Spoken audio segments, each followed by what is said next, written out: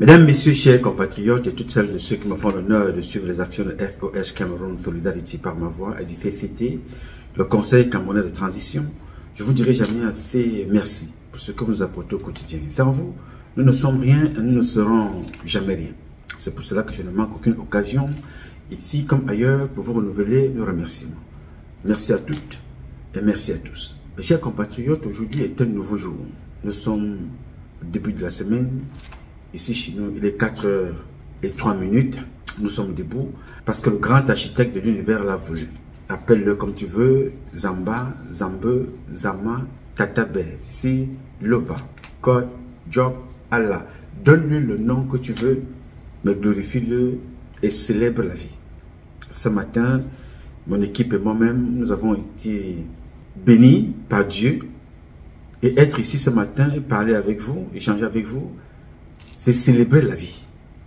Et nous glorifions Dieu, nous lui disons infiniment merci pour nous avoir donné encore le souffle de vie ce matin, de la santé et la vie, pour que nous puissions ainsi partager avec ces créatures qui sont nos semblables. Que sa volonté soit faite dans vos vies ce matin, selon sa volonté. Mes chers compatriotes, je voudrais très tôt ce matin vous entretenir sur un sujet très délicat. L'histoire et les raisons de l'assassinat d'Nkoto Emane David. Beaucoup d'entre vous connaissent Nkoto Emane David et beaucoup l'ont d'ailleurs oublié déjà. Vous savez, la plupart des membres du gouvernement, on les reconnaît quand vous êtes en fonction. C'est tout le monde qui veut être l'ami de votre fils, l'ami de votre épouse, qui veut être votre ami, même l'ami de votre laveur de véhicule, l'ami de votre chauffeur. Mais une fois, vous êtes plus au gouvernement, vous commencez à compter le nombre d'appels que vous recevez dans votre portable. Alors que quand vous étiez dans le gouvernement, à un certain moment, on vous appelle, mais vous refusez de répondre au téléphone. Mais ça fait trop. Qu'est-ce qui va encore se dire? Oh là là, je suis fatigué, mais qu'est-ce qu'il veut? Bon, tiens, prends là, réponds, je ne suis pas là. Prends, réponds, je suis en réunion. Vraiment, je suis fatigué. Mais quand vous n'êtes plus aux affaires, vous avez envie qu'on vous appelle parce que vous espérez un appel pour vous dire que vous avez encore été nommé. Puis, quand vous êtes encore en prison, vraiment là, on vous oublie. Alors, le pompon, c'est quand vous êtes mort. Tout le monde vous abandonne. Et ce qui commence après vous, c'est la guerre de succession, le partage des biens. La famille est divisée. C'est le cas de Nkoto Emane David. Oublié par ses amis, sa famille est disloquée, beaucoup de problèmes. Mais avant de vous parler du cas de tonton Nkoto Emane David, je voudrais donc ici vous donner le compte rendu. Avant de vous parler du cas de tonton Nkoto Emane David, je voudrais faire une petite rétrospective et de compte rendu sur un certain nombre sur deux publications que nous avons partagées avec vous ici. Nous avons parlé des enfants qui avaient été jetés en prison avec leur maman sur un problème de cercueil qui concernait certaines personnalités au Cameroun. Nous avons attiré l'attention des autorités ici. Je voudrais vous informer que ces enfants ont été libérés de prison. Et je voudrais, par la même occasion, remercier les autorités de notre justice qui ont bien voulu se pencher à nouveau sur ce dossier-là. Je voudrais vous dire merci d'avoir libéré ces enfants. Et merci à toutes celles de ceux qui ont soutenu la cause à travers nous ici. Ici, ce n'est pas une tribune de justice. Ici, c'est une tribune d'information. Je dirais même de lamentation, de dénonciation, d'information, d'aide et de propositions aussi. Quand c'est bien fait dans le gouvernement, on vous informe aussi, on salue. Quand c'est mal fait, on vient décrier, on dénonce et on vous informe. Dans ce cas, nous avons porté un sujet ici, les enfants ont été libérés. Il y a donc aussi, il y a cela 72 heures, je vous ai parlé d'un sujet d'un enfant ici, qui vendait ses produits pour des glaces. Il vit en Europe. Alors, il a été accusé de vente de drogue par ses amis, un sujet minutieusement monté par des éléments de gendarmerie. Alors, ils ont monté le vice tellement loin qu'ils ont appelé la télévision pour venir le filmer alors que tout ça était monté. Nous avons dénoncé ça ici. Je voudrais également vous informer que le jeune en question a été libéré et les militaires, les gendarmes en question sont sanctionnés. D'après les informations que nous avons reçues, l'enquête se poursuit. Je voudrais donc par la même occasion saluer les autorités judiciaires de Douala. Je voudrais saluer ici, d'après les informations que nous avons eues, le colonel Zhang. Je voudrais saluer le colonel Bikele. Je voudrais aussi saluer toutes celles et ceux depuis la présidence qui ont intervenu sur cette affaire, demandant que l'enquête soit juste, parce que ça ressemble à un tissu de mensonges et un montage pour détruire la vie d'un jeune, le racketter, le rançonner, voire récupérer même son affaire.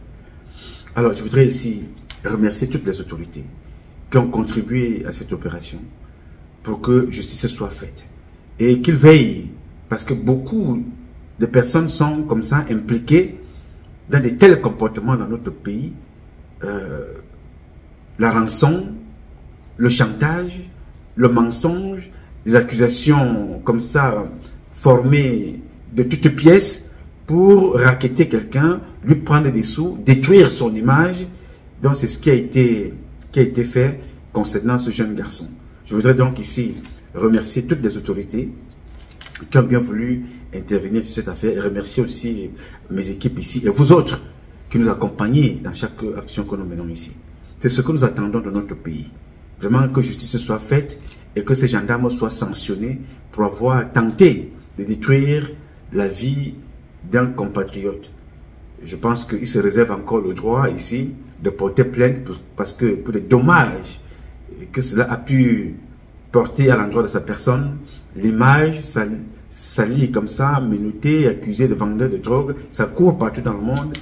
Je pense qu'il va falloir penser l'action qui va suivre après cette affaire. Donc je voudrais vous remercier, vous les autorités de gendarmerie de Douala. Quand c'est bon, on salue. Quand c'est mauvais, on dénonce, on informe, on sensibilise. Donc je voudrais vous dire merci beaucoup et beaucoup de courage à ces compatriotes qui reprennent les forces et qui continuent son business, mais différemment. Mais je lui conseille, le conseil que je peux lui donner ce matin, c'est déjà de voir dans quelle mesure pour aller d'abord se refaire une santé et observer le Cameroun de loin et revoir son action. Et c'est un message pour vous toutes et vous tous qui avez des activités à mener au Cameroun. Ce n'est pas tout le monde qui vous appelle grand frère, grande sœur. Vraiment, nous vous aimons, qui aiment forcément votre affaire. D'autres organisent comment est-ce qu'ils vont monter des gens pour venir vous braquer, comment ils vont monter un coup pour vous accuser de tout et n'importe quoi. La jalousie est tellement rentrée dans les comportements au Cameroun qu'on ne sait plus à qui faire confiance. Tu fais un business, c'est un oncle qui va te trahir. Tu fais un business, c'est un frère avec lequel tu travailles qui va te trahir. Tu fais un business, c'est même ton mari parfois qui monte les gens pour te sonner. Tu fais un business, c'est parfois ta copine ou ta femme qui va monter quand vient t'adresser. Tu fais un business, c'est ton fils même qui viendra te poignarder. Tu fais un business pensant que tu es soutenu par le gouvernement, c'est même les policiers qui viennent même monter des choses pour te détruire. Tu fais un business croyant que tu as mené des partenaires et que vous serez protégé par la justice. C'est même la justice qui est montée pour vous détruire, vous rançonner. Donc, c'est pour cela que je me bats tous les jours pour que nous ayons un Cameroun nouveau. Parce que ce Cameroun-ci, depuis 1982 jusqu'en 2005, c'est un Cameroun de la mort. C'est un Cameroun, un pays qui offre la mort. Un Cameroun de la jalousie, de l'aigreur, de la méchanceté, de la rançon, raquette, des crimes, des viols, des abus, de tout dans notre pays. Notre pays perd toutes ses valeurs. C'est pour ça que nous nous battons.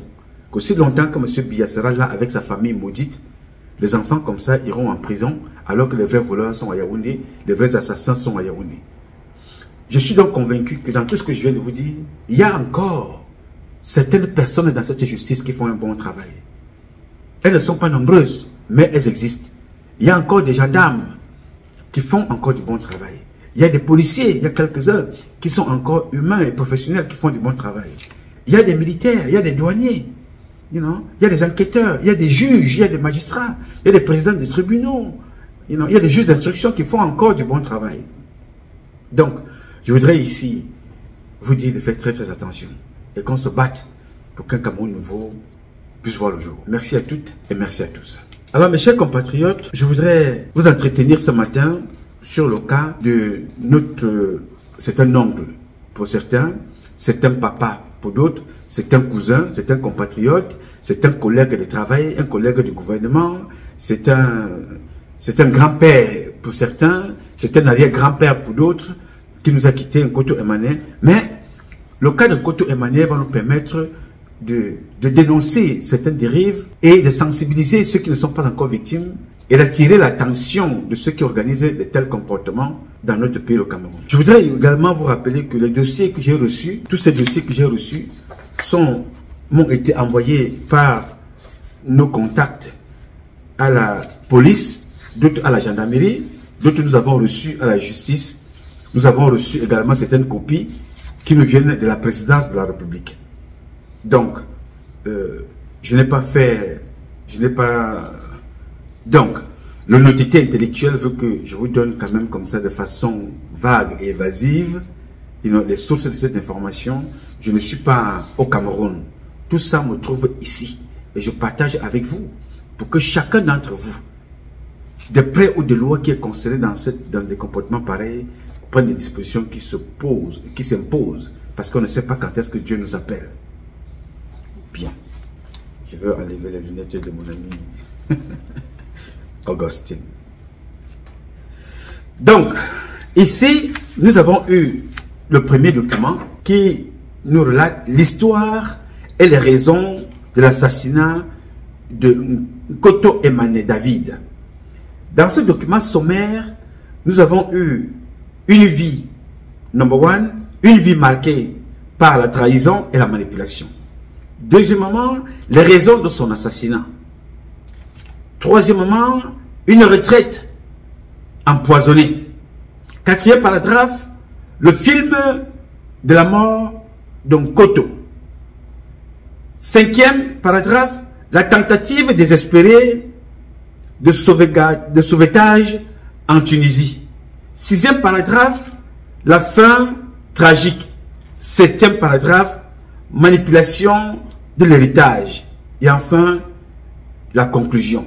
C'est le document que nous avons reçu. Donc, je vais partager avec vous, je vais le lire parce que les paragraphes ne sont pas longs.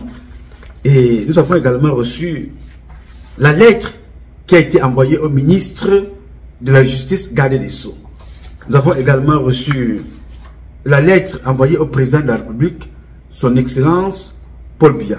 Nous allons aussi essayé de vous la lire très rapidement pour que chacun puisse avoir l'idée de ce qui se passe, parce que ça arrive vraiment à chacun d'entre nous.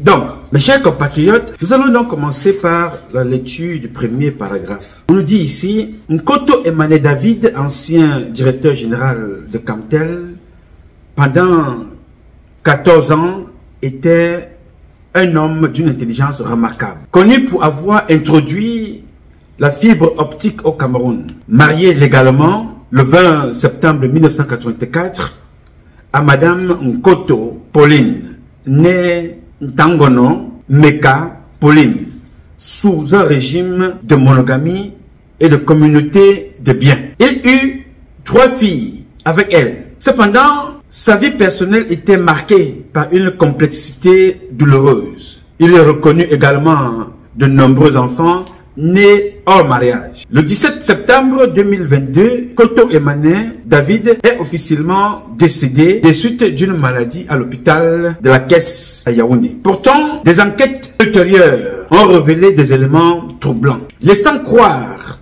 à un assassinat orchestré plutôt qu'à une mort naturelle. Nous allons donc maintenant, ça c'est l'entrée concernant la maladie et la mort. Nous avons cru, y compris moi-même ici, qu'il était mort de suite de maladie. Mais à partir de ce premier paragraphe, nous comprenons que c'était un assassinat orchestré plutôt qu'à une mort naturelle. Alors le premier paragraphe ici nous parle d'une vie marquée par la trahison et la manipulation. Nkoto Emmanuel vivait une double vie. Alors qu'il était marié à Madame Koto, Pauline, qui résidait principalement en France, avec leurs 3 enfants, il entretenait une relation avec une autre femme, Mfumu Bita Victorine, entre parenthèses, la Tiza. Cette dernière, profitant de l'absence fréquente de l'épouse légitime, usurpa le titre de Madame Nkoto pour exercer un trafic d'influence.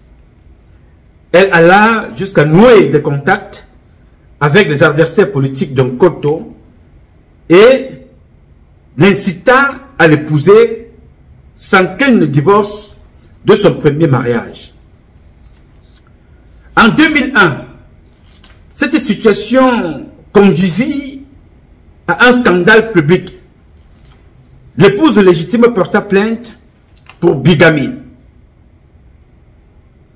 Nkoto Mané, David, fut condamné le 20 novembre 2001.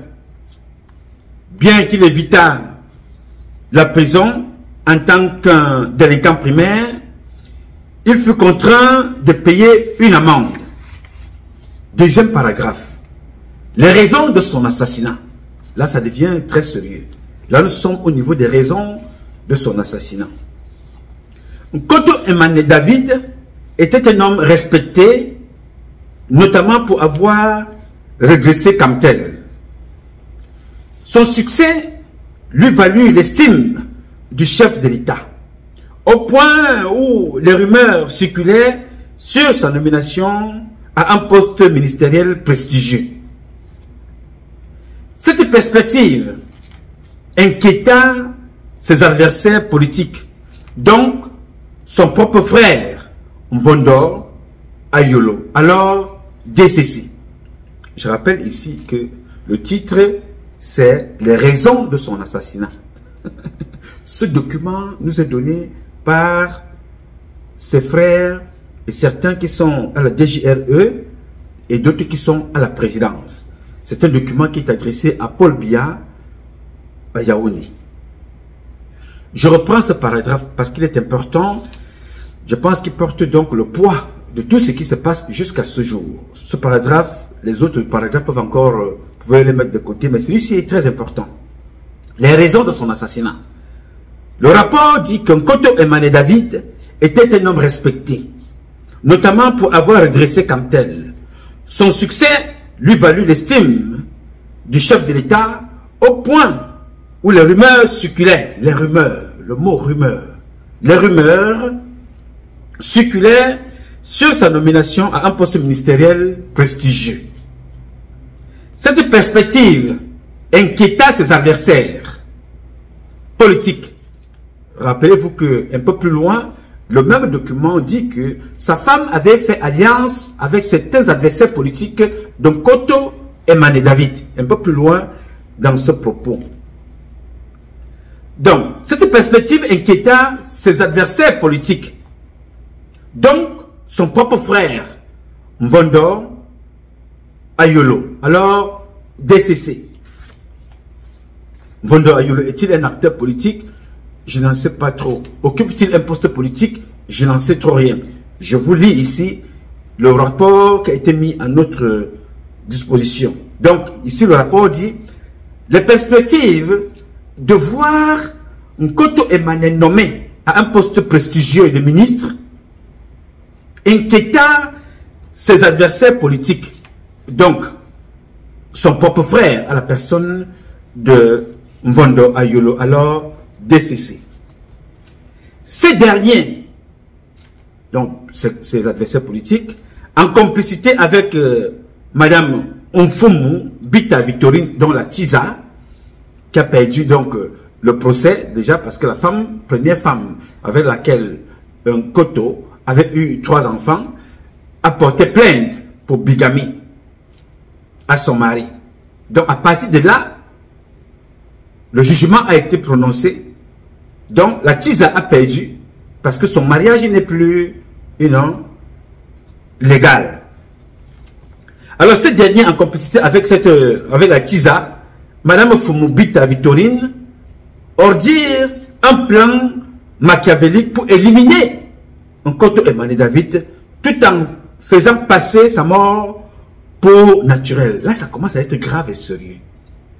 C'est-à-dire, la Tisa, Madame Oufoumu Bita Victorine, ordire un plan machiavélique pour éliminer celui avec qui elle était encore mariée. Bien que le mariage soit cassé par une décision de justice. Elle ordire alors un plan machiavélique pour éliminer Nkoto Emmanuel David tout en faisant passer sa mort pour naturelle. En échange, Victorine Datiza devait hériter de la majorité de ses biens grâce à leur contrôle supposé sur le système judiciaire. Bien. Pour fragiliser Nkoto, ses ennemis inventèrent une affaire de détournement de fonds publics, salissant ainsi son image auprès du président de la République. Bien que ce dernier ait demandé à la justice de faire son travail, les pressions médiatiques et politiques forcèrent Nkoto à se retirer de son poste de DG de Camtel en 2018 à l'âge de 61 ans. Alors, nous partons donc là au troisième paragraphe, du moins au troisième sujet. Une retraite empoisonnée. Malgré sa retraite anticipée, Nkoto Emmanuel David continua à servir le chef de l'État, résolvant des dossiers sensibles avec brio. Quelques mois avant sa mort, il fut informé par la présidence de son retour imminent aux affaires, probablement au poste de DCC. Cette nouvelle accéléra les plans de ses ennemis qui redoublèrent d'efforts pour le faire disparaître.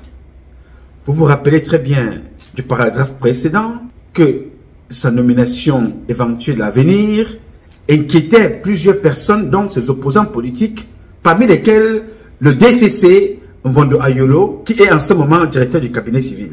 Donc nous apprenons ici sur le paragraphe suivant, que malgré sa retraite anticipée, Nkoto Emmanuel David continua à servir le chef de l'État, résolvant des dossiers sensibles avec brio. Quelques mois avant sa mort, il fut informé par la présidence de son retour imminent aux affaires, probablement au poste de DCC. Donc, on informe donc Nkoto Emmanuel que voilà, comme tu es là, bientôt là, tu seras nommé DCC. Donc, nommé DCC, c'est remplacer Mvondo Ayolo qui est là en ce moment. D'après donc la note que nous avons ici, cette nouvelle, la nouvelle qui va remplacer Mvondo Ayolo, accéléra les plans de ses ennemis qui redoublèrent d'efforts pour le faire disparaître. Oh, il y a les problèmes de famille sont terribles. Hein. Nkoto, conscient du danger, quitta sa maison de Bastos, où il vivait avec Victorine, pour s'installer seul à Odja, Fekafut.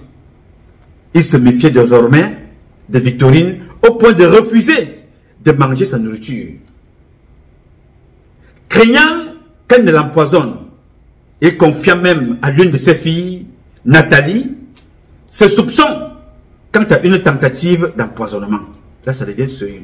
Une femme avec laquelle tu étais hier, qui menace de t'empoisonner, au point même de menace de te tuer, parce que t'empoisonner, c'est vouloir ta mort. Nkoto Emmanuel, nous dit-on d'après le document, informa l'une de ses filles, celle qu'on appelle Nathalie. Ses soupçons, il confia même à l'une de ses filles, Nathalie, ses soupçons quant à une tentative d'empoisonnement. Nous partons donc là maintenant au quatrième sujet. Le film de la mort d'Nkoto. Dès le début de sa maladie, les comportements de Victorine suscitèrent des soupçons. Absente à son chevet, elle annonça prématurément sa mort imminente, créant un climat de désespoir. Pourtant, Nkoto montra un regain de vitalité, ce qui sembla déplaire à Victorine, comme le remarqua sa fille Nathalie. Nadège, une autre de ses filles d'Nkoto, vivant à Londres, abandonna tout pour venir sauver son père. Elle organisa son évacuation vers l'Angleterre pour qu'il y soit soigné. Cependant, Victorine s'y opposa farouchement, cachant même le passeport d'Nkoto et prétendant que la présidence l'avait saisi. Donc pendant qu'elle veut évacuer son mari, Victorine, notamment Victorine Latiza, subtilisa le passeport, cachant dans le passeport et annonça à toute la famille que le passeport avait été récupéré par la présidence de la République. Alors Nadège, sa fille, déterminée, força l'entrée de la maison d'Odja, retrouva le passeport et obtint la levée de l'interdiction de sortie du territoire. Mais Victorine, réalisant que leur plan risquait d'échouer, insista pour qu'Nkoto soit évacué en Turquie plutôt qu'en Angleterre. Alors, la fille Nadège d'Nkoto Emane, déterminée à faire évacuer son papa en Angleterre, elle força la maison d'Odja, fouilla la maison partout. Elle avait de retrouver le passeport et elle avait réussi auprès des autorités à obtenir l'interdiction à obtenir la levée d'interdiction de sortie du territoire de son père. Mais la maman, la Tisa, Victorine, réalisant que le plan qu'ils avaient mis sur pied d'assassiner Nkoto Emane risque de tomber à l'eau si sa fille amène son père du côté de l'Angleterre. Elle va donc se démener pour que Nkoto Emane soit plutôt évacué en Turquie plutôt qu'en Angleterre. 5e paragraphe. Tentative désespérée de sauvetage en Tunisie. Alors que la santé de Nkoto Emane, David, se détériorait rapidement, sa fille Nadège, déterminée à sauver son père, entreprit des démarches pour l'évacuer vers la Tunisie. Après avoir été bloquée dans ses plans pour l'Angleterre par les manigances de Victorine, Nadège se tourna vers une autre option, un neurologue renommé en Tunisie. Nadège envoya les analyses médicales de son père au spécialiste qui lui confia qu'Nkoto pouvait être soigné avec succès s'il arrivait en Tunisie dans un délai maximum de 10 jours. Le neurologue promit même qu'une ambulance attendrait Nkoto dès son atterrissage pour l'amener directement à la clinique. En moins de 4 jours, Nadège obtint un nouveau visa pour son père alité et gravement malade et acheta un billet d'avion pour la Tunisie avec une escale à Abidjan, faute de vol direct entre Yaoundé et Tunisie. Tout semblait enfin se mettre en place pour sauver Nkoto. Cependant, Victorine, réalisant que leur plan risquait d'échouer, contacta immédiatement Mvondoayolo. En un temps record, ce dernier mit un avion à la disposition d'Nkoto et de Victorine, prétendant que l'État prenait en charge l'évacuation. Ils récupèrent le passeport des mains de Nadège et détournèrent la destination initiale vers la Turquie, mettant ainsi fin à tout espoir de guérison pour Nkoto. C'est un film mamophétiquement mamofeu, à la James Bond. C'est ce que je suis en train de dire là est terrible. Cette manœuvre calculée, c'est là le destin de Nkoto Emane David, empêchant une dernière chance de survie et confirmant les sombres intentions de ceux qui orchestrèrent sa chute. C'est grave. 6e paragraphe. La fin tragique de Nkoto Emane. Malgré les efforts de Nadège, Nkoto fut finalement évacué en Tunisie où quelques semaines plus tard, il fut ramené à Yaoundé où il est rendu l'âme le 17 septembre 2022. Dès le lendemain, Victorine, la Tisa, commença à vendre les tissus de deuil qu'elle avait déjà préparés. C'est-à-dire que dès que le gars est mort, Victorine, la Tisa, commença la vente des tissus qu'elle avait déjà préparés. Le 22 septembre, je vous rappelle qu'il est mort le 17 septembre 2022, le 22 septembre, elle fit établir un certificat de décès alors que le corps de Nkoto Emane reposait encore à la morgue. Les obsèques furent organisées rapidement, empêchant les enfants légitimes de se rendre au deuil. C'est un deuil cascade. Je vous assure que cette histoire est une histoire qui ne va pas faire beaucoup de bien à toute cette famille. Pourquoi? 7e paragraphe. Laissez-moi boire un peu d'eau.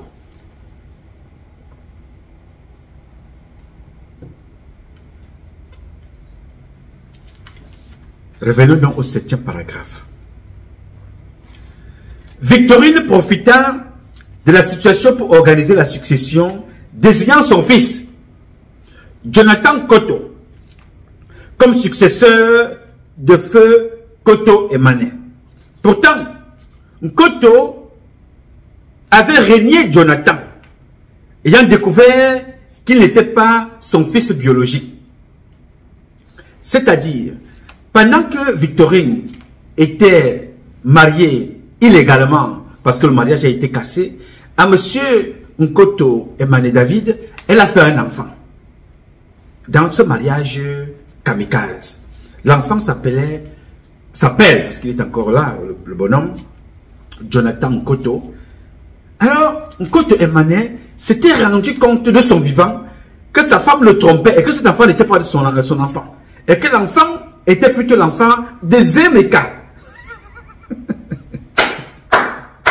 Ouais, c'est-à-dire les histoires du Cameroun, c'est-à-dire il faut être vivant et lucide pour les écouter.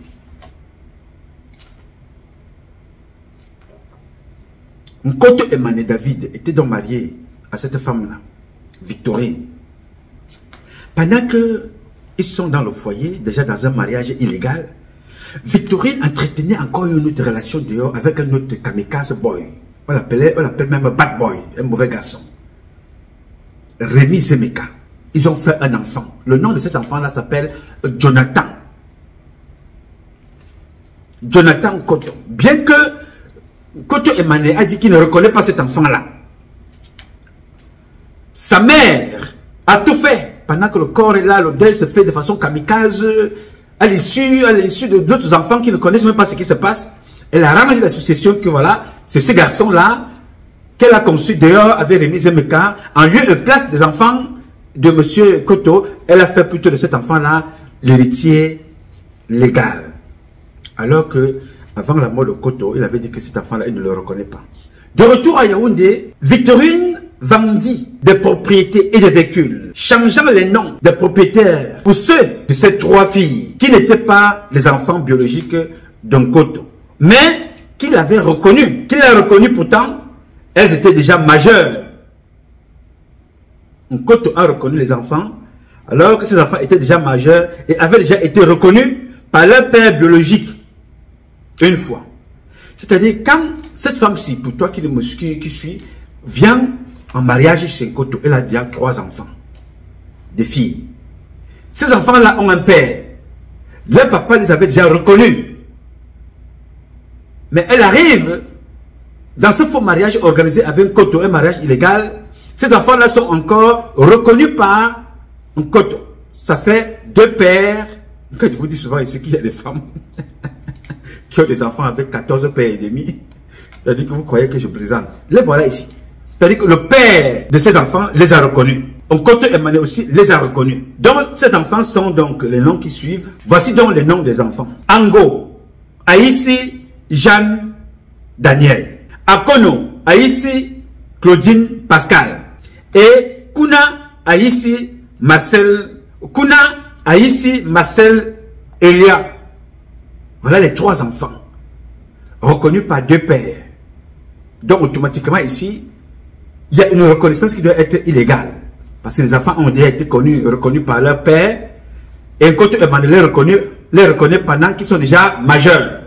Donc, il doit y avoir un problème ici. Les personnes suivantes doivent s'apprêter à recevoir une interdiction du territoire. Car les orphelins de Nkoto Emane ont saisi la présidence de la République, le ministre de la Justice, garde des Sceaux, et d'ici peu. Monsieur Eno Agbor, Eno Kenneth, directeur financier à Camtel, et ancien directeur financier du défunt. Maître Lamango Eno, épouse Eno Kenneth. Madame Colette Boto Angon. Maître Gilbert Ken Andon, notaire. Maître Laurentine Ngo. Thérèse Yolande Edima. Onfumu Bita Victorine et ses enfants. Jacques Chamba Mbelek, directeur de Wumi et ex-beau-fils du défunt. Car il était le copain de la première fille et de la fausse veuve Ango, Aïssi Jeanne Daniel. L'affaire ici va finir sur les rails, je vous assure, parce qu'il y a tellement de gens concernés dans cette affaire. C'est terrible. La direction générale de Drain Oil. Rappelons ici que Nkoto Emmanuel de son vivant, il était actionnaire dans plusieurs sociétés, dont nous avons aussi réussi à obtenir les dossiers de ces sociétés-là et ses parts. Il était actionnaire majoritaire dans plusieurs sociétés. Donc, beaucoup de papiers ont été comme ça falsifiés et les personnes-là, qui veulent s'accaparer en lieu et place des enfants. Bon, nous allons y revenir sur le cas. Finissons d'abord avec le premier sujet ici. Alors, conclusion de cette affaire. L'histoire de Nkoto Emmanuel David est une tragédie familiale. Oui, ça se voit ici, monsieur. C'est une vraie tragédie familiale. Marquée par la cupidité, la trahison et des luttes pour un héritage qui aurait dû honorer la mémoire d'un homme brillant. Au lieu de cela, elle révèle les failles de l'humanité et la noirceur de ceux qui l'ont entouré. Si Mfumu Bita Victorine avait même pris la peine de réunir les orphelins, elle a montré les biens. Ils n'en seront pas arrivés en justice contre elle. Voilà qu'en voulant tout gagner à tout prix, on finit par tout perdre. Dieu n'abandonne jamais les orphelins. Pièce jointe de cette affaire, nous avons l'acte de naissance de Jonathan. Nous avons également le primitif de justice de condamnation que vous voyez là pour bigamie.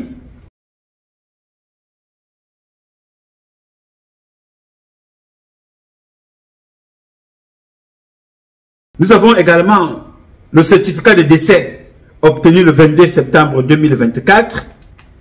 Nous avons également la liste des voitures et propriétés détournées. Nous avons ici même la lettre adressée au président de la République et au ministre de la Justice. Nous avons également eu les billets d'avion ici, achetés par sa fille Nadège. Et nous avons ici également, comme le dit dans la liste, ici, l'attestation des rendez-vous à la clinique en Tunisie. Voilà en quelque sorte ce qui nous a raconté dans ce document que nous avons reçu des policiers qui enquêtent sur cette affaire. C'est eux qui nous ont remis ce document. Alors, je ne vais pas vous lire tous les documents ici, mais je vais quand même vous lire très rapidement la lettre adressée au président Paul Biya. Très rapidement. Alors, à son Excellence, Monsieur Paul Biya, chef de l'État, président de la République du Cameroun. Objet. Excellence, Monsieur le Président, très touché par votre haute bienveillance, attention, que vous avez témoigné à notre égard lors des obsèques de notre très cher papa, nous, ayant droit Nkoto Emmanuel David, venons par la présente vous adresser nos sincères remerciements et vous prier de croire à l'assurance de nos sentiments respectueusement affectueux. Toutefois, Excellence, Monsieur le Président de la République, nous, les enfants de l'illustre disparu, Feu Nkoto Emmanuel David, sommes dans une impasse totale, voire même confuse, résultante du trouble grave orchestré dans la succession de Cujus et l'ingérence dans le patrimoine de notre père, sans droit ni titre.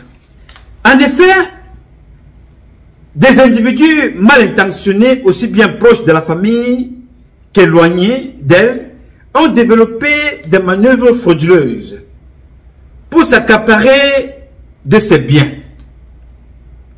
Ce, depuis sa période de maladie qui a précédé son décès jusqu'à ce jour. Ainsi,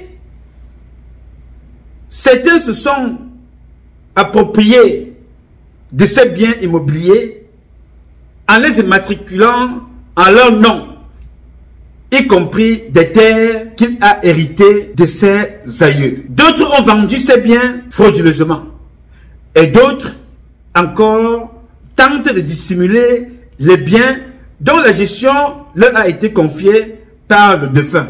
Toute chose qui laisse les enfants sans moyens nécessaires pour leur survie. Et faisant suite, nous avons saisi plusieurs instances afin de voir nos droits respectés. Faisant droit à notre demande, Madame le greffier en chef du tribunal de première instance de Yaoundé, centre administratif, a été, suivant ordonnance numéro 0544-C-RE, rendu le 10 août 2023, du juge de référé du dit a été désigné séquestre de la succession de notre feu père Nkoto Emmanuel David. Cette ordonnance subvisée se heurte à une résistance farouche de certains proches et membres de la famille qui n'ont jamais montré leur qualité de successible à la succession de notre père. Je lis là le document présent. Cette ordonnance subvisée se heurte à une résistance farouche. Je reprends là ce paragraphe. Cette ordonnance subvisée se heurte à une résistance farouche de certains proches et membres de la famille qui n'ont jamais montré leur qualité de successible à la succession de notre père. N'ont jamais montré leur qualité de successible à la succession de notre père. Des procédures en justice d'hérédité en nullité de mariage du défunt avec Madame Fumu Bita Victorine, notamment pour bigamie, de nullité à l'adoption de Ango Aïssi Daniel Jeanne, Akono Aïssi Pascal Claudine et Kuna Aïssi Marcel Elia sont en instance devant le tribunal de grande instance du Fundi, lesquelles avaient été initialement mises en délibéré pour l'audience du 19 septembre 2024, puis renvoyées en date du 21 novembre pour jonction des procédures du fait du lien de connexité et d'indivisibilité par le juge, mais n'a connu aucune évolution depuis. Des recours gracieux ont été également introduits auprès du ministre des Domaines, du Cadastre, des Affaires foncières, pour contester des immatriculations faites frauduleusement au préjudice du défunt.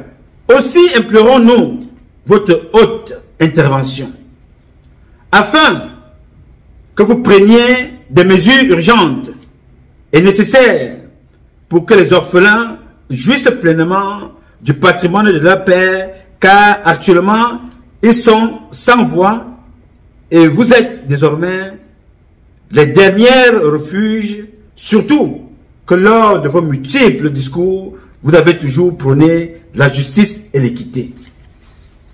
En vous priant de recevoir nos vœux les meilleurs pour l'année 2025 avec vous et votre famille, nous vous assurons, Excellence, Monsieur le Président de la République, de l'expression de nos distinguées salutations et profond respect. Voilà la correspondance que nous avons eue concernant le Président de la République envoyé par les enfants de Nkoto Emmanuel. Mesdames, Messieurs, chers compatriotes, le dossier est très long que je voudrais ici partager avec vous cette première partie. de ce dossier, qui relève d'une affaire de famille, du vol des biens, faux et usage de faux, d'assassinat, de manipulation, d'intrigue, de coups bas, de traîtrise, de toutes sortes de choses dont sont victimes ces enfants et les membres de la famille en général, ceux cités au cabinet civil, ceux cités dans les justices, dans les juridictions, ceux de Camtel. Vous avez vu toute la liste des personnes citées dans cette affaire, notamment Maître Lamango Eno, épouse Eno Kenet, Madame Colette Botte Angon, Maître Gilbert Kene Andon, notaire, Maître Laurentine Ngo, Thérèse Yolande Edima, Mfumubita Victorine et ses enfants. La liste est très longue de toutes celles de ceux qui sont impliqués dans cette affaire, y compris de ceux qui ont falsifié le dossier dont je venais de vous parler tantôt, tenté, parce que Nkoto Emmanuel était actionnaire dans plusieurs sociétés. Wumi était actionnaire dans plusieurs sociétés, actionnaire majoritaire. Les documents ont été falsifiés pour que les gens détournent ces compagnies-là. Donc, les enfants ont choisi donc d'adresser une lettre au président de la République pour interpeller le président de ce qui se passe. Parce que, comme vous avez constaté, plusieurs personnalités sont impliquées dans cette affaire. Rémi Sembeka est impliqué, Vondoyolo est impliqué, certains juges sont impliqués, les personnalités, les notaires, ainsi de suite sont impliqués. Donc c'est une large affaire de famille. Mais le mérite de vous parler de cette affaire ici est lequel? Je ne connais pas Nkoto Emmanuel, je ne connais pas ses enfants. Je ne les ai jamais rencontrés. Alors pourquoi est-ce que je vous parle de ça?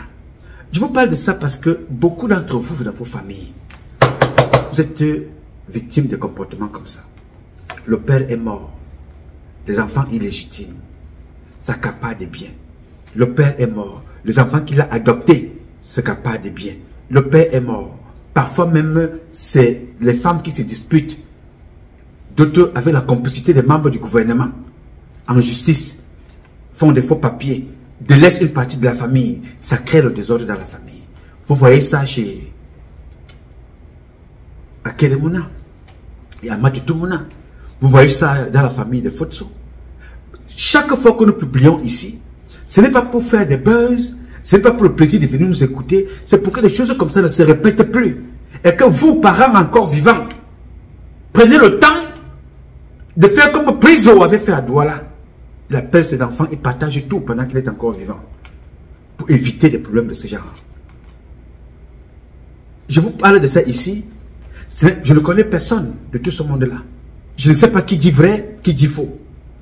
Je vous lis là les documents qui nous ont été adressés.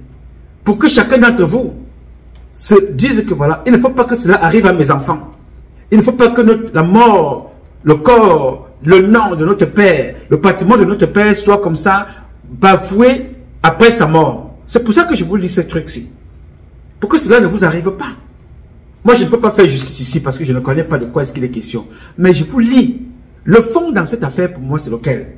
Ce n'est pas ce que disaient les enfants. Ce n'est pas ce que veulent les enfants. Ce n'est pas ce que dénoncent les enfants. C'est pour vous dire que vous voyez ce qui arrive quand vous êtes mort. Vous voyez ce que ces enfants sont victimes. Et vous voyez comment quelqu'un se battait, luttait contre... C'est-à-dire, d'après ce qui est dit, je ne connais pas, on a assassiné ce type. On a anticipé sa mort. Et qui a anticipé sa mort? On accuse sa femme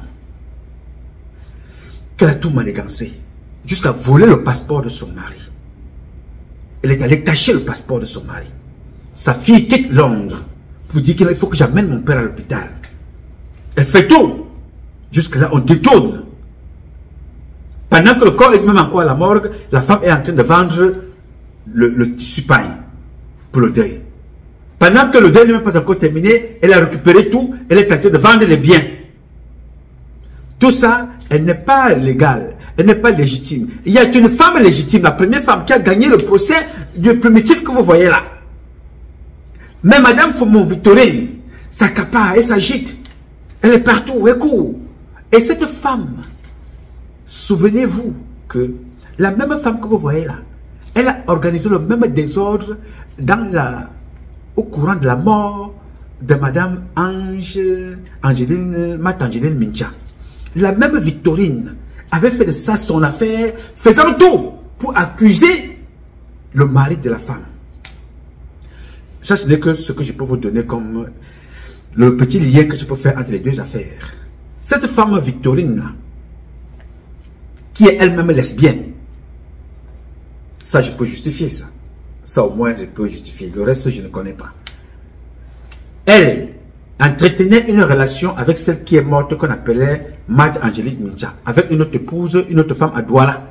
Ils étaient à trois comme ça. Peut-être ils étaient plusieurs. Régulièrement des partous. Ce qui se passe dans ce pays-là, vous ne pouvez même pas imaginer. Voilà une femme qui est restée dans un foyer avec quelqu'un, qui est accusée par les enfants légitimes de ce monsieur d'avoir contribué à la mort de ce monsieur. Les accusations sont graves.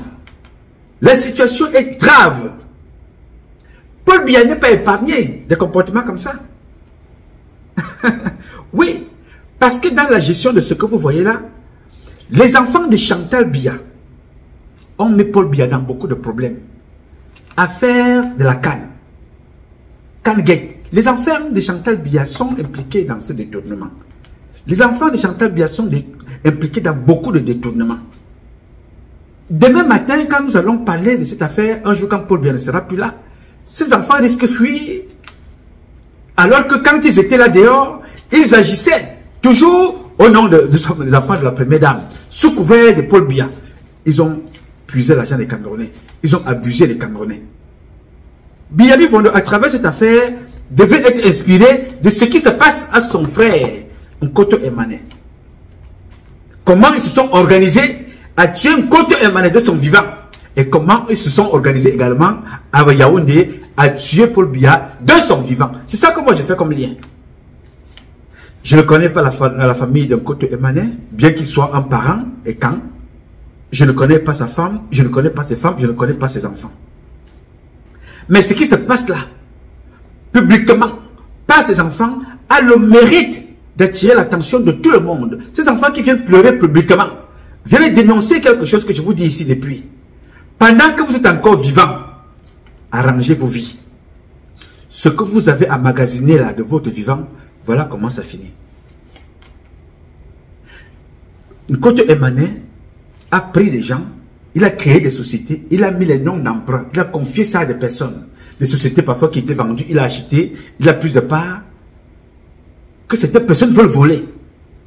Nous allons en reparler de ce côté-là sérieusement parce que j'ai pris le soin de prendre tous les dossiers. Alors, c'est un enseignement pour toi qui m'écoutes. Membre du gouvernement, chef d'entreprise, maire, femme d'affaires, homme d'affaires, préfet, sous-préfet, sénateur, député, ministre, tout ce que vous pouvez imaginer, gouverneur, ça vous concerne. Que tu sois militaire, que tu sois général, que tu sois colonel, ça vous concerne ces comportements. Les problèmes arriveront avec des partenaires, avec vos enfants que vous avez fait dehors, avec vos enfants que vous avez adoptés. Ce que vous voyez ces enfants parler là, nous concerne nous tous. Vous concerne en commençant par Paul Biya. Ils ont écrit au ministre de la Justice. Ils ont également écrit au ministre de la Justice, la lettre du ministre de la Justice. Et là, voilà. Ils ont écrit au ministre de la Justice. Ils ont écrit à Paul Biya pour dénoncer cet état de choses. Dans un pays normal,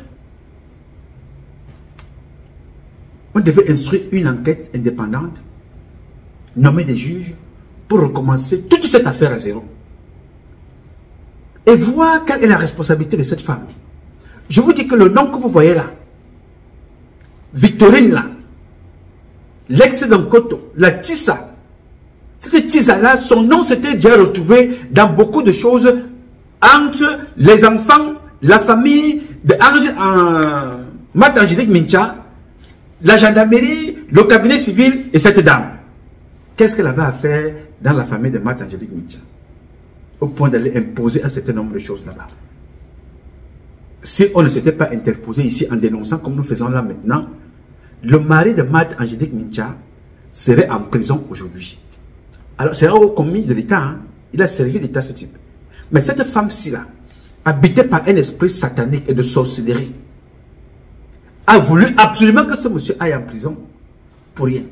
Alors que Mme Angélique Mincha savait là où elle avait mis les pieds. Et elle avait une relation, non seulement dans leurs histoires de satanisme, elle avait une relation avec cette femme-ci, une relation intime parce que c'était toi avec une autre Douala.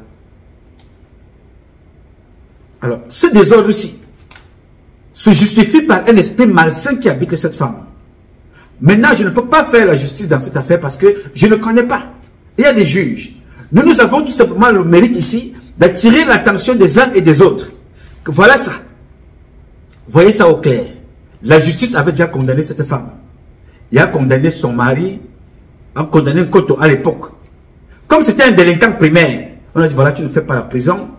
On a condamné à payer, à dédommager sa première femme. Vous voyez un peu? Donc tout papier qui peut être signé par cette dame-là est condamné, est faux. Et les juges qui sont impliqués, qui vont s'occuper de cette affaire, sachez que vous êtes sous la loupe. On vous regarde. Cette femme-ci est reconnue déjà pour avoir perdu des procès dans le faux. Faites attention.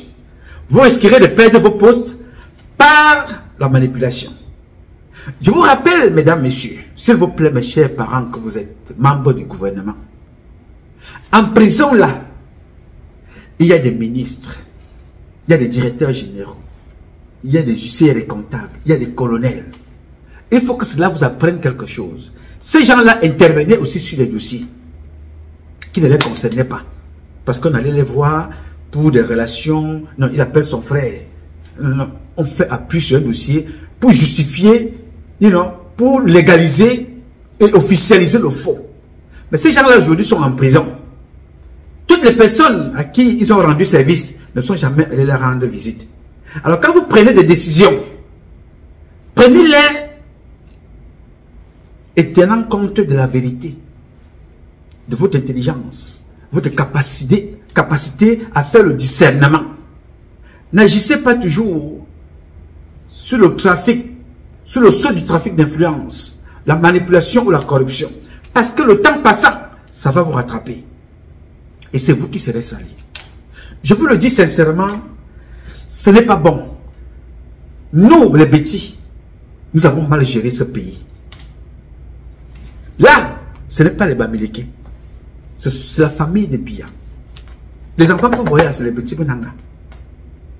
Vous comprenez? Même s'il y a d'autres personnes, de d'autres régions qui interviennent dans les parts de la société, dans l'achat des terrains et des machins, c'est d'abord une affaire de petits Benanga. Voilà ça. Comment avons-nous fait? Comment sommes-nous arrivés jusqu'ici? Les petits au pouvoir. Les petits se disputent l'argent, les petits se disputent les terres, les petits se disputent les biens, les petits se disputent le pouvoir, les petits se disputent tout. Et à la fin, on n'a rien. Voilà ça. Voilà ce que nous avons laissé aux enfants. La mésentente, les divisions, les crimes, les haines. Il ne pourra plus jamais sur cette terre avoir de relations entre ses enfants. Entre cette mère qui a partagé, on pouvait même appeler ça une famille composée, qui pouvait vivre leur vie normalement. Mais cette femme avec un esprit de mercenaire, avec un esprit de duperie, de banditisme, d'escroquerie, tout c'est pour elle. Falsifie les documents pour elle, les terrains, les voitures, les maisons, tout, elle veut tout prendre, les comptes bancaires, tout. En vous rappelant que j'ai reçu un document que je ne peux pas encore vous lire, mais je vais vous dire le document. C'était dans le carnet spécial d'Nkoto Emmanuel. Là où il notait les choses. Nkoto Emmanuel avait l'argent, beaucoup d'argent. Et quand on bloque les comptes d'Nkoto Emmanuel, avant de bloquer les comptes d'Nkoto Emmanuel, comme il avait des sociétés, il avait des parts dans des compagnies, il s'est dit que voilà, si je mets mon argent, mes économies et mes bénéfices de mes sociétés dans mes comptes, l'argent va être bloqué. Il a pris cet argent-là, il l'a mis dans le compte de des enfants, croyant qu'il avait une relation normale avec cette femme, Mais au moment où il en avait même besoin, pour les évacuations, pour un certain nombre de choses, les filles, venant des filles à ici, ont volé tout l'argent. J'ai les documents de ce que j'ai dit. L'argent qui a été transféré dans ces comptes-là. C'est des notes laissées par le monsieur en question. Vous voyez donc ce que certains de nos parents font. Les erreurs de Koto Emane doivent inspirer des choses à ne pas faire. Les erreurs de Koto Emane, de son vivant, doivent inspirer des choses à ne pas faire. D'abord, le mariage.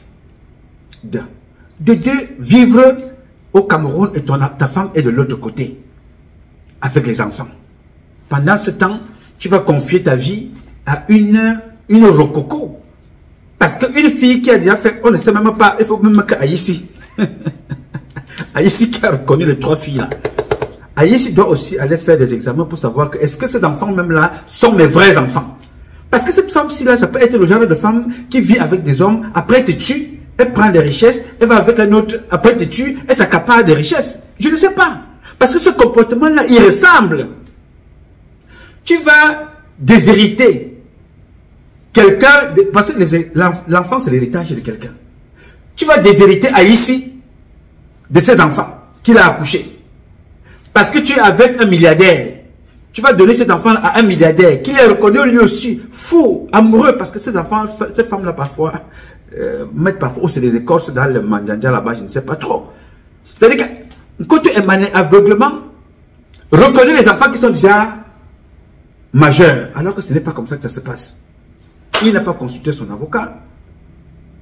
Voilà donc les conséquences. Il prend une partie de ses biens et confie à ces enfants-là. C'est-à-dire que voilà, si j'ai des problèmes, vous pouvez me sortir un peu d'argent pour que je puisse... Comme ça peut arriver à tout le monde. La femme s'y a confisqué l'argent avec tous ses enfants. Non seulement elle confisque, elle revient encore, elle falsifie les documents, les papiers, les voitures, les terrains, les villas, elle récupère. Elle va de l'autre côté encore pour récupérer les moyens. Attention, attention. Soyons sérieux.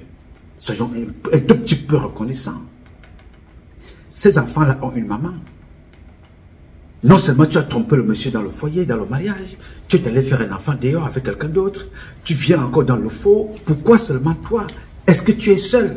Pourquoi le drogueur? C'est comme ça que vous poussez vos enfants parfois à aller embrasser la mort quelque part, à force de vouloir s'accaparer de tout, par méchanceté, gros cœur, à vouloir trop manger, s'empiffrer. Voilà le résultat de 42 ans de bêtises au pouvoir que nous sommes. Voilà ça. Et Paul Biya aura le même problème.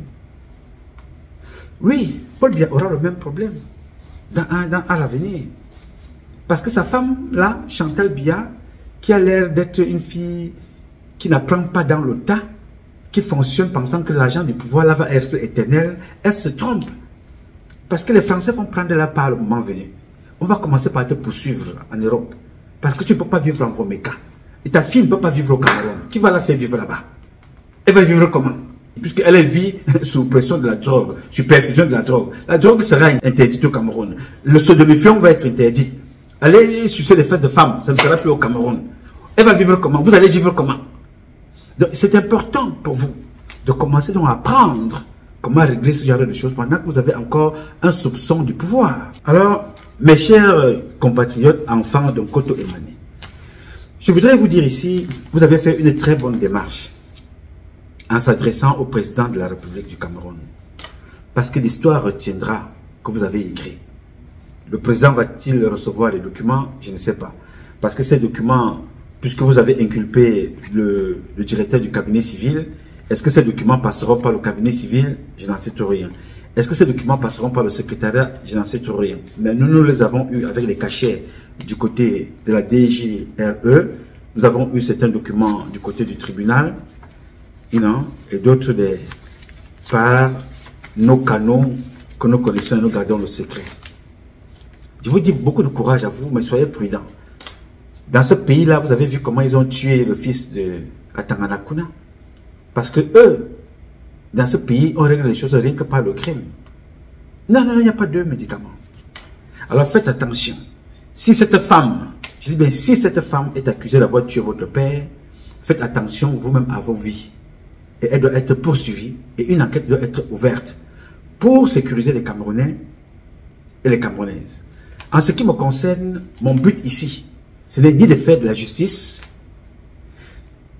Mon but ici est de vous informer, vous sensibiliser et dénoncer. C'est la mission que nous avons ici. Proposer et aider. Voilà à quoi sert cette plateforme. Alors, merci de nous avoir écoutés en espérant que je reviendrai prochainement pour faire la suite ou alors pour vous donner le rapport d'étape, ce qui s'est passé entre temps, parce qu'il y a un jugement en cours au courant de ce mois et je viendrai également vous informer. Merci à toutes et merci à tous. Mes chers compatriotes, ce combat est un combat de tous et de chacun pour un intérêt commun. C'est avec la volonté des Camerounaises et des Camerounais que vous êtes et la bénédiction de Dieu que nous vaincrons. En attendant, le combat continue. Ce combat continue parce qu'un Cameroun nouveau est possible. Chacun d'entre vous dans son domaine respectif. Et c'est parce que je vous reconnais très bon. Chacun d'entre vous dans son domaine respectif, qu'ensemble nous redonnerons à notre pays ses lettres de noblesse et nous ferons de ce pays la capitale du paradis sur terre. Je sais compter sur vous. Bien évidemment, vous pouvez compter sur moi. Aussi longtemps que Dieu me donnera la vie, me permettra de me lever tous les matins, je donnerai le maximum de moi-même. Je m'appelle Nouma. Nouma Patrice Freeman. Je réponds au 001 551 666 1027. I love you, but God love you more. Thank you.